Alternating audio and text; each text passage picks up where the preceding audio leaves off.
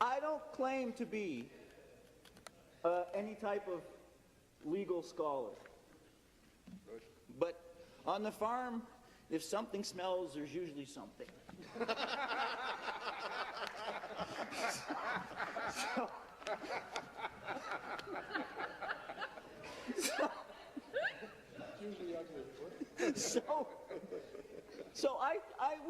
I'm going to turn to the actual bill, and I don't pretend to be a legal scholar or an expert on reading bills, but I look at section 6.1 in the Hydro 1 Accountability Act, and the title starts with termination of rights and crown immunity. And in D, it has the government wants to make themselves immune from damages. I think that's a bit. I don't pretend to be a constitutional expert either, but protecting the people. Yeah, protecting the people, okay, but from any alleged misrepresentation by the government. That's in the bill. Any alleged misrepresentation. Now, okay, I'm from the farm. I'm wondering, so misrepresentation, maybe I missed what that means. So I looked at a thesaurus. Online. I learned how to use Google here after I go look at it. So by the government, distortion, exaggeration, fabrication, falsification, misstatement, untruth from the government. That's in your bill. I've never seen that. We both had our problems with the former liberal regime. But at no time did the liberal regime say that they were in legislation that they were going to protect themselves from misrepresentation that they were going to do or that they could do. Never seen that. Oh yeah, you're for the people unless you screw up. No.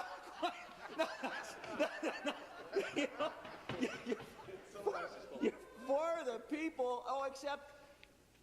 So, and getting back to the wind farm issue. You know what? A lot of things were done badly in the Green Energy Act. The biggest issue of the Green Energy Act, and it was before my time, but I take responsibility. We take responsibility. We are in favor of the principle.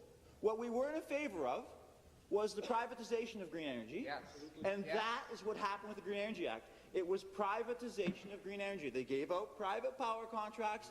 I believe OPG had a wind farm and they were forced to sell it because they shouldn't have been in green energy. So the problem with the Green Energy Act was the privatization.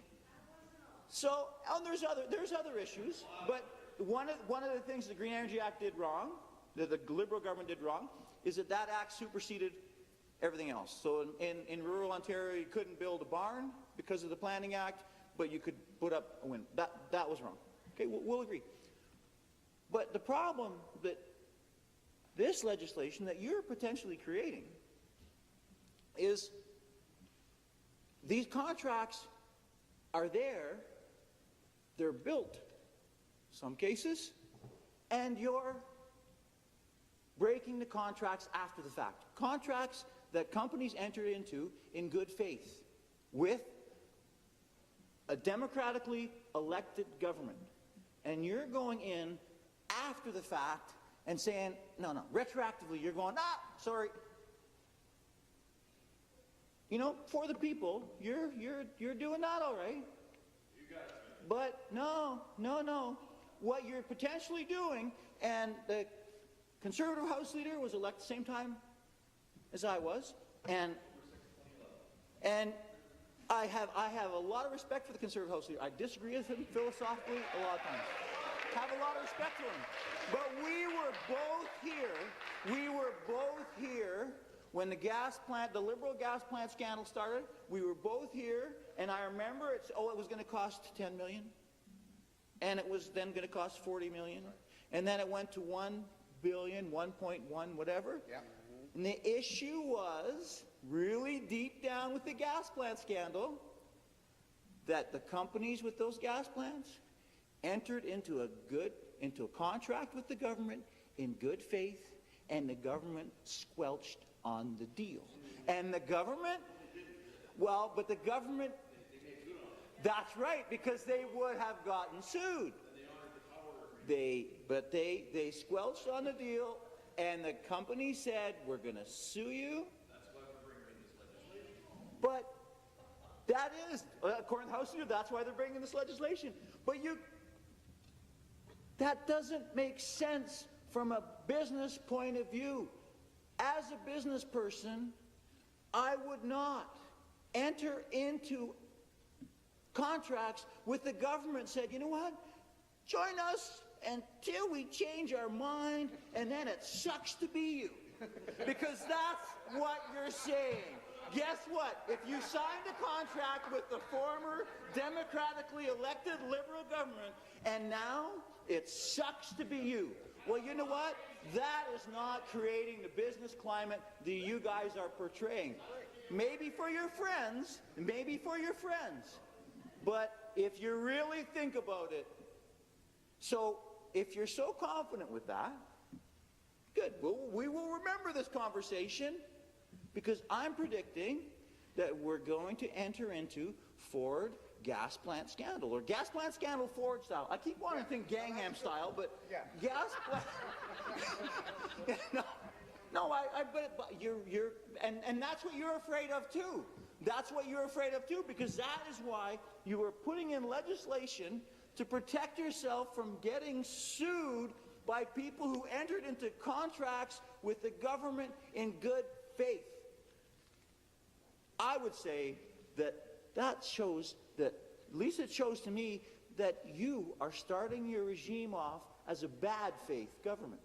Yes. Neither one of us like some of those contracts. And for issues for contracts that haven't gone too far, and that you can actually negotiate a penalty without major costs, I think we could work with that. So, if that's the case, and you're also the government of accountability and transparency, probably, it's supposed to be, most transparent in the world, in the free world. So if that's the case, and you're so happy about it, if that's the case, put all the costs. Just lay them out there. In your new commission of inquiry, put them also the costs of the decisions that you are making right here. That's accountability and transparency. Right now, you know what? Give them an extra 15 days to put your stuff up. Because if you really want to instead of just talking about it, do it.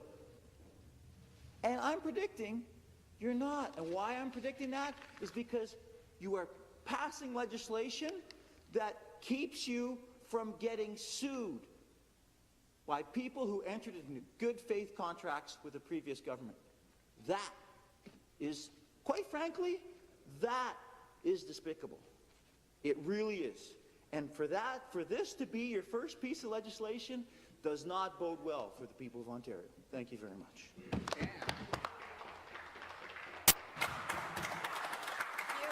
I return to the member from Timiskaming-Cochrane. Thank you, Speaker. And I would like to thank the member from Etobicoke Centre, the member from University of Rosedale, my colleague from University of Rosedale, member from Eglinton and Lawrence, and my colleague from Spadina, Fort York. Yeah, and I'd like to wish everybody a happy weekend.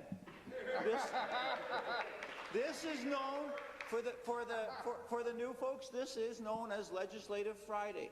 We usually don't sit Legislative Friday in July, but oh yeah, you guys are always claim to be for the people. But since you are trying to render yourself immune from legal action because you are basically acting in bad faith with contracts made by previous governments, I'm also going to quote the Chamber of Commerce, who I'm the Ontario Chamber of Commerce, right? So the sanctity of contracts is fundamental. The government unilaterally cancelling contracts is harmful to business investment in Ontario. And the Conservative Party, you won an election. You should be proud of that. But you're not always going to be there. And the people who are going, and you guys love to privatize, you love to enter into private contracts. Well, you know what? Your contractual friends wouldn't be very happy if the next government did what you are doing. And you will someday be on this side saying, whoa, that's wrong. And you, deep down, you know yourselves it's wrong to pass legislation to render yourself immune and make yourself a bad faith government. Have a nice weekend.